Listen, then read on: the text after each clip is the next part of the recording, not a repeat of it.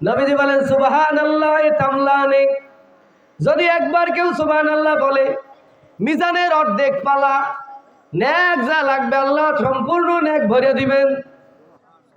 আর একটু জোরে বলেন আলহামদুলিল্লাহ ইয়া তামলাউ মা বাইনাস সামাই ওয়াল আরদ। আলহামদুলিল্লাহ যদি কেউ বলে আসমান জমিনের পরিপূর্ণ নেক তার আমলনামায় দেওয়া হবে। হাদিস শরীফের মধ্যে আসছে সুবহানাল্লাহি ওয়া বিহামদিহি সুবহানাল্লাহিল আযীম। সুবহানাল্লাহ আলহামদুলিল্লাহ দুইটা শব্দ মিলাইয়া যে দোয়াটা হয় সেটার নাম হইল সুবহানাল্লাহি ওয়া বিহামদিহি সুবহানাল্লাহিল আযীম। আল্লাহর নবী বলেন এই বাক্যটা যদি কেউ পড়ে খফিফাতানি আলাল লিসান, জবানে উচ্চারণ করা তার জন্য বড় সহজ, সকিলাতানি ফিল মিজান, মিজানের পাল্লায় নেকি বদি ওজন করার সময় এই দোয়াটার মধ্যে বড় ওজন। 1 কেজি লোহার ওজন বেশি না 1 কেজি তুলার ওজন বেশি? ও দে সালাক, 1 কেজি লোহার ওজন বেশি না 1 কেজি তুলার ওজন বেশি? সমান সমান।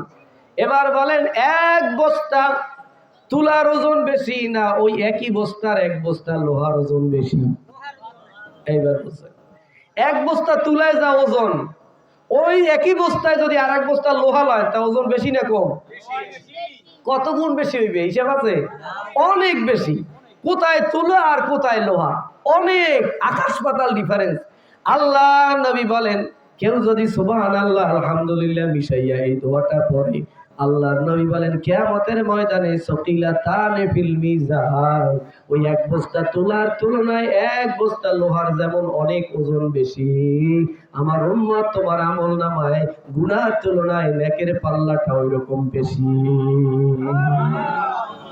বলেন সবাই সুবহানাল্লাহি ওয়া বিহামদিহি সুবহানাল্লাহিল আযীম সুবহানাল্লাহি ওয়া বিহামদিহি সুবহানাল্লাহিল আযীম। আল্লাহ নবী যখন মেরাজে যায় 7 আকাশ উপরে সাদা রঙের একটা ঘর দেখে, নাম তার বাইতুল মামুর। 70,000 ফেরেশতা একসাথে 2 রাকাত নামাজ পড়ে। 2 রাকাত নামাজ পড়ে ফেরেশতা দুইজন 70,000 সব চলে যায়। আবার নতুন করে জামাত শুরু হয়, 70,000 ফেরেশতায় নামাজ পড়ে। নামাজের সালাম ফিরানোর সাথে সাথে 70,000 ফেরেশতা চলে যায়। আবার নতুন 70,000 ফেরেশতা আসে, 2 রাকাত নামাজ পড়ে সালাম ফিরাইয়া ফেরেশতা 70,000 চলে যায়। এইভাবে 24 ঘন্টা আল্লাহর সৃষ্টি যেদিন থেকে শুরু হয়েছে ওই দিন থেকে ফেরেশতারা নামাজ পড়তেছে, কিয়ামত পর্যন্ত তারা নামাজ আদায় করবে। আল্লাহর নবী বলেন কিয়ামত পর্যন্ত এর মধ্যে এমন একজন ফেরেশতা থাকবে না যে ওই বাইতুল মামুরে 2 বার নামাজ পড়ার চান্স পাইছে। প্রত্যেকবারে যদি 70,000 হয় তাহলে ফেরেশতার সংখ্যা কত? এটা কি কোনো মানুষের পক্ষে গোনা সম্ভব? এই আলমে মালাকুত হচ্ছে ফেরেশতার জগৎ। এর উপরে আরেকটা জগৎ আছে, তার নাম হচ্ছে আলমে জাবারুত। সুবহানাল্লাহ কোন? এরপরে আরেকটা জগৎ আছে, সেই জগৎটার নাম হচ্ছে আলমে আরওয়াহ, রূহের জগৎ। ওই জায়গায় আমরা ছিলাম, ওই জায়গায় আমরা ছিলাম। এটা যে কোথায়, কত উপরে, কল্পনাও করতে পারবেন না। ওই জায়গায় আমরা ছিলাম। এই রূহের জগৎটা বিশাল রূহের জগৎ। ওই জায়গায় আপনার রূহ ছিল, আমার রূহ ছিল, কাফের মুশরিক নাস্তিক বেঈমানদের রূহ ছিল, সমস্ত পশু পাখির রূহ ছিল, সমস্ত প্রাণীদের রূহ ছিল, গাছপালা তরুলতা সবার রূহ ছিল। আল্লাহ পাক রব্বুল আলামিন এই রূহের জগতে সৃষ্টি করে সমস্ত রূহকে একসাথ করে এরপর একটা প্রশ্ন করেছিলেন, আলাস্তু বিরাব্বিকুম, আমি কি তোমাদের প্রভু না? আল্লাহ জিজ্ঞাসা করছেন আমি কি তোমাদের প্রভু নই? এর উত্তর কি বলেন তো? সবাই বলেন হ্যাঁ বা জি। হ্যাঁ, এটাই ঠিক, হ্যাঁ। কিন্তু আল্লাহর প্রশ্নের উত্তর যে কেমনে দিতে হয় এটা নবীদের জানা ছিল না, আপনার আমার জানা ছিল না। ওইখানে যত বড় বড় বর্তমান বিশ্বের জ্ঞানী বিজ্ঞানী আছে, যত রাজনীতিবিদ বলেন, যত এমপি বলেন, মন্ত্রী বলেন, কেউ সাহস করে আল্লাহর প্রশ্নের উত্তর দিতে পারে নাই। মোল্লা আলী কারি রহমাতুল্লাহ আলাইহি বলেন আরবে আরওয়াহের জগতে আল্লাহ পাক রব্বুল আলামিন যখন প্রশ্ন করেছিলেন আলাস্তু বিরাব্বিকুম, আমি কি তোমাদের প্রভু নই, সবাই চুপচাপ বসে রইলেন। ওই রূহের জগতের মধ্যে একখানা রূহ মুবারক আল্লাহ রাব্বুল আলামিনের ডান পাশে বসা ছিল। তিনি সর্বপ্রথম আল্লাহর সামনে উঠে দাঁড়ায় বললেন, বালা ইন্না রাব্বি, সুবহানাল্লাহ বলেন, হ্যাঁ অবশ্যই আপনি আমাদের রব। এই রূহটাই ছিল আমার নবীর রূহ মুহাম্মদুর রাসূলুল্লাহ। এরপর সমস্ত নবীরা আমার নবীর কথা শুনে বসে বালা। এরপর সমস্ত ওলি আল্লাহদের রূহরা বলছে বালা। এরপর সমস্ত নেককারদের রূহ বলছে বালা। এরপর সমস্ত কাফের বেঈমান মুশরিকের রূহ বলছে বালা। এরপর সমস্ত পশু পাখির রূহ বলছে বালা। এরপর সমস্ত গাছপালা তরুলতার রূহ বলছে বালা। স্টেপ বাই স্টেপ আসছে, কিন্তু প্রথম এই উত্তরটা দিয়ে দিয়েছেন আমার নবী মুহাম্মদুর রাসূলুল্লাহ সাল্লাল্লাহু আলাইহি ওয়াসাল্লাম। এর আগে কেউ জানতো না যে এর উত্তরে কি বলতে হয়। তাহলে এই রূহের জগতে যিনি উত্তর দেওয়া শিখিয়ে দিলেন, ওনার উত্তর শুনে সবাই আমরা একই উত্তর দিছি। তাহলে বলেন তো আমার নবী কি আজকে নবী না ওই রূহের জগতেই নবী? রূহের জগতে নবী হয়েছেন না? তাহলে আমরা কি নবীকে 40 বছর পর মানবো? নবী আগ থেকেই নবী, তিনি রাসূল। আর আল্লাহ সেটাই কিন্তু কোরআনে বলেছেন, লাকাদ জাআকুম রাসূলুম মিন আনফুসিকুম, তোমাদের মধ্য থেকে আসছে, তাই বলে তোমরা নিজেদের মতো বুঝছো না। মা কানা মুহাম্মাদুন আবা আহাদিম মির রিজালিকুম, মুহাম্মদ তোমাদের কোনো বাবা নয়, মুহাম্মদ তোমাদের ভাই না, মুহাম্মদ তোমাদের আত্মীয় না, মুহাম্মাদুর রাসূলুল্লাহ ওয়ালাকির রাসূলুল্লাহ ওয়া খাতামান নাবিয়্যিন। আল্লাহ পাক বলেন, সাবধান সাবধান, আমার নবীকে বেয়াই বলে সম্বোধন করতে পারবে না, ঈমান থাকবে না। আমার নবীকে বড় ভাই বললে ঈমান থাকবে না, আমার নবীকে ছোট ভাই বললে ঈমান থাকবে না। আমার নবীকে যদি ভাইপো মনে করো তাহলে আবু জাহেল হয়ে যাবা। আবু জাহেল তো বলতো মুহাম্মদ তো আমার ভাইয়ের ছেলে আব্দুল্লাহর বেটা। আর যদি আবুল আহাবের মতো মনে করো মুহাম্মদ তো আব্দুল মুত্তালিবের নাতি, আমার ভাইয়ের ছেলে, তাহলে তোমরা মুসলমান হইতে পারবা না। মুসলমান হইতে হইলে তোমাদেরকে বলতে হবে ওয়ালাকির রাসূলুল্লাহ, তিনি আল্লাহর রাসূল ওয়া খাতামান নাবিয়্যিন, এবং সর্বশেষ নবী। এজন্য আল্লাহ বলেছেন, আজিজুন আলাইহি মা আনিতুম হারিস। কিয়ামতের ময়দানে ঈসা নবীর উম্মত বিপদে পড়ে ঈসা নবীর কাছে যাবে, হুজুর আমি বিপদে পড়েছি, আমার জন্য আল্লাহর কাছে সুপারিশ করেন। মুসা নবীর উম্মত মুসা নবীর কাছে যাই বলবে, হুজুর বিপদে পড়ছি, আমার জন্য আল্লাহর কাছে সুপারিশ করেন। ইব্রাহিম নবীর উম্মত ইব্রাহিম আলাইহিস সালামের কাছে যাই বলবে, হুজুর আমি বিপদে পড়ছি, আমার জন্য সুপারিশ করেন। সুলাইমান আলাইহিস সালাম तमाम পৃথিবীর রাজা ছিলেন, তখতে সুলাইমানের সিংহাসন আল্লাহ দান করেছিলেন। তার উম্মতরা তার কাছে বলবে, হুজুর বিপদে পড়ছি, আমার জন্য সুপারিশ করেন। আল্লাহর নবী বলেন, কিয়ামতের ময়দানটা এমন ভয়ঙ্কর হবে, সমস্ত নবীরা ভয়ে থরথর করে কাঁপবে আর মাথা নেওয়ায় দাঁড়াইয়া থাকবে। কেউ উম্মতের জন্য কথা বলার সাহস পাবে না। আল্লাহ পাক বলেন, মুহাম্মদুর রাসূলুল্লাহ এমন একজন রাসূল, আজিজুন আলাইহি মা, তাকে যে দায়িত্ব দিয়েছি সে দায়িত্বের ব্যাপারে তিনি এমন পরাক্রমশালী, দুনিয়া তো দূরের কথা, আখিরাতের ময়দানে, কিয়ামতের ময়দানে যখন সমস্ত নবীরা মাথা নিচু দিয়ে দাঁড়াইয়া থাকবে, ভয়ের চোটে থরথর করে কাঁপতে থাকবে, হাসরের ময়দানে হাহাকার শুরু হয়ে যাবে। সমস্ত মানুষ বলবে, পানি পানি, বাঁচাও বাঁচাও, আল্লাহ জাহান্নাম থেকে বাঁচাও। পুরো হাসরের ময়দানে হাহাকার হয়ে যাবে। আল্লাহ পাক বলেন, আমার নবী এমন নবী, ওই হাসরের ময়দানে তিনি ভয় পাবেন না। সব নবীরা ভয় পাবেন, কিন্তু একজন মানুষ মহামানব, তিনি ভয় পাবেন না, তিনি হচ্ছেন মুহাম্মদুর রাসূলুল্লাহ। সবাই পড়েন সাল্লাল্লাহু আলাইহি ওয়াসাল্লাম।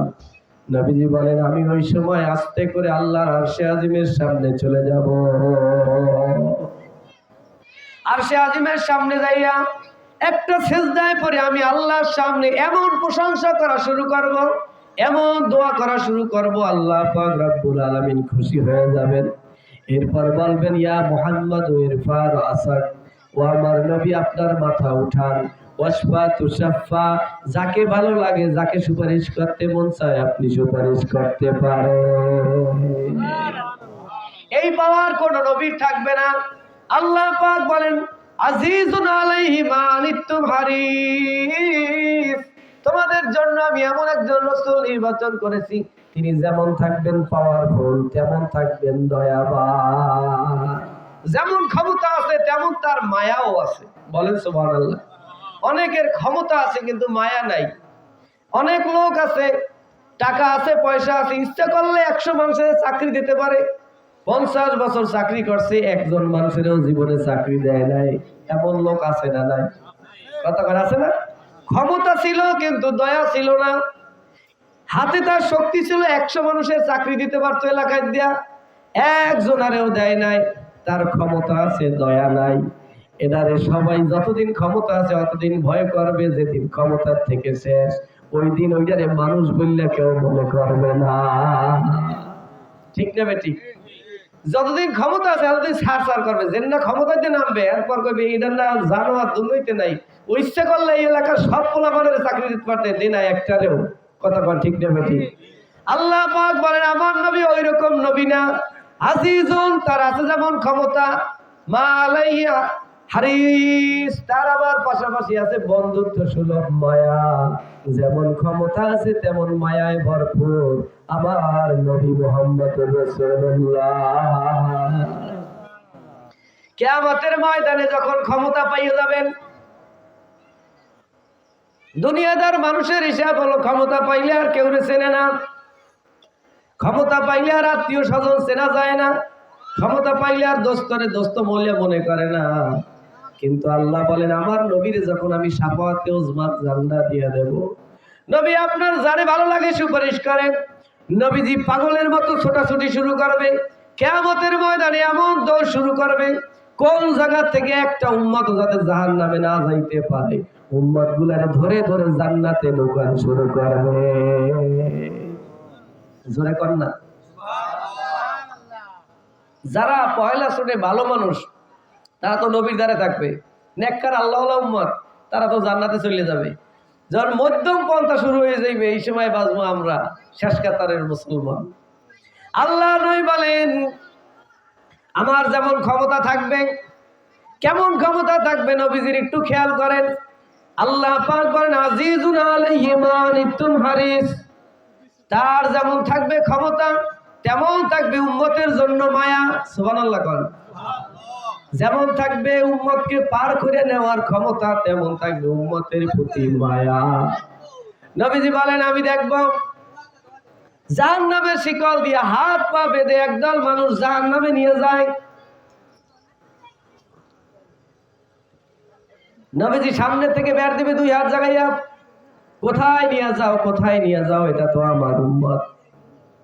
ফেরেশতারা বলবে এটা আপনার উম্মত হইতে পারে কিন্তু আমল নামায় নেক পাওয়া যায় না। মিজানের পাল্লায় নেকি বদি ওজন করা হয়েছে। ওয়ানাদাউল মাওয়াজিনাল কিসত লিয়াউমিল কিয়ামাহ, কিয়ামতের ময়দানে আল্লাহ পাক রব্বুল আলামিন ন্যায় পরায়ণতার মানদণ্ড তুলাদণ্ড কায়েম করবেন। ফামাইয়ামাল মিসকালা যাররাতিন খায়রান ইয়ারা, আপনার জীবনে যদি জররা পরিমাণ একটা নেক আমল করে থাকেন মিজানের পাল্লায় সেটা দেখা যাবে।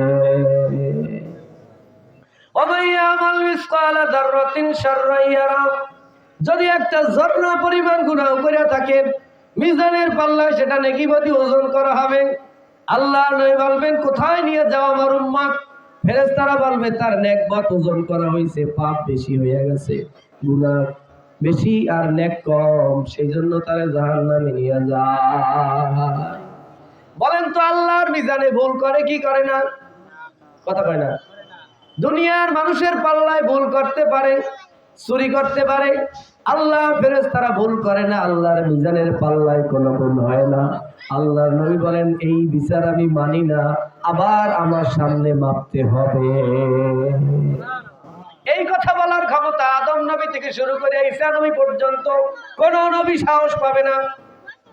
এটাই আল্লাহ বলেছেন তোমাদের জন্য তোমাদের মধ্যে এমন একজন রাসূল দিলাম যিনি হবেন পাওয়ারফুল। নবী বলেন সুবহানাল্লাহ।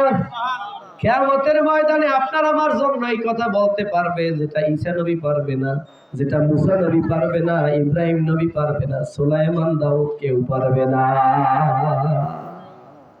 নূহ আলাইহিস সালাম 950 বছর দিনের দাওয়াত দিয়া 950 বছর মার খেয়েছে।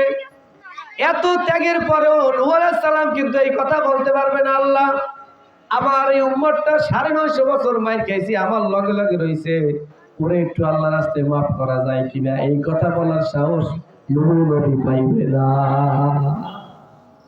অন্যান্য নবীরা তার নিজের উম্মতের সুপারিশ করার সাহস পাবে না। সুবহানাল্লাহ কোন, আর একটু জোরে কোন। আর আমার নবী আমাদেরকে সুপারিশ করবে, শুধু সুপারিশ না, যে জাহান্নামের অর্ডার হয়ে গেছে এইটারে টাঙ্গে ধরে আবার মিজানের পাল্লা এনে কবে আবার মাপো। সুবহানাল্লাহ কোন। এরপর ফেরেশতারা আবার মাপা শুরু করবে। নেকি আর বদি উঠাইয়া যখন মিজানের পাল্লা টান দিবে, দেখবে যে পাপের পাল্লা ভারী হয়ে গেছে, নেকের পাল্লা হালকা হয়ে গেছে। আল্লাহ রাসূল পকেট থেকে সাদা একখানা রুমাল বের করবেন। সুবহানাল্লাহ কোন। সাদা একখানা রুমাল বের করে নেকের পাল্লার মধ্যে ছেড়ে দেওয়ার সঙ্গে সঙ্গে নেকের পাল্লাটা ভারী হয়ে যাবে। ফেরেশতারা বলবে, ইয়া রাসূলুল্লাহ, ইয়া হাবিবাল্লাহ, হুজুর আপনি কি কাজ করলেন? এর নেকের পাল্লায় নেক কম ছিল, আপনার পকেট থেকে রুমাল বাইর করে যে আপনি দিলেন, আলাদা কি দিলেন? এটা তো ঠিক হয় না।